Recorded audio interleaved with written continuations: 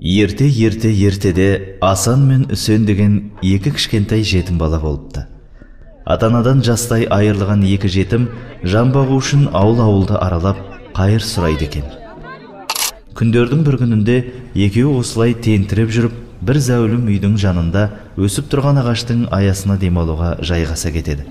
Қарын әбден ашқан Үсен ағасының жегінен қайта-қайта тартып, «Ағатай, қарным ашты!» деп маза бермейді.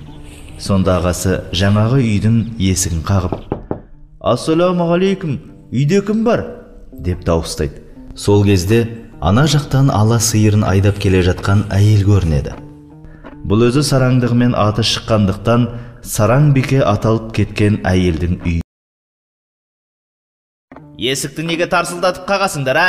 Әлде менде әкелеріңнің ала алмай жүрген ақысы бар ма еді?» дейді ашудан түтігіп. Балалардың қыр қожалық түрін көріп, ашуы одан сайын қозады. Содан соң, «Сендерге не керек? Неге келдіңдер?» дейді. Асан мен Үсен өздерінің жетім екендерін айтып, жүрек жалғау үшін бір жапырақ нан сұрайды. «Осы қайыршы дегендерден көрдік қой көресіні. Мен бұларды енді келмейтіндей қылайын», деп күлшегі байқатпай оғысып береді.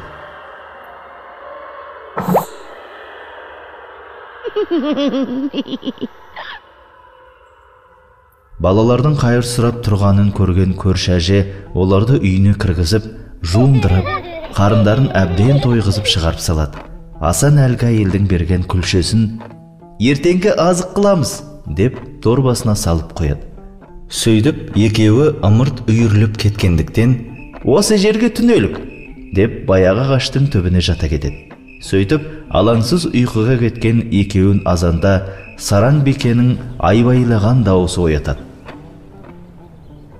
«Ойбай, ойбай!» Кешегі ала сиыр ағаштың түбінде теңкей бөліп жатыр екен. Сөйтсе, таңертең өріске шыққан сиыр балалардың бас жағында жатқан дорбадағы күлшені жей бөліп қалыпты. Жақсылық қылсаң да, жамандық қылсаң өзіңе деген осы болса керек.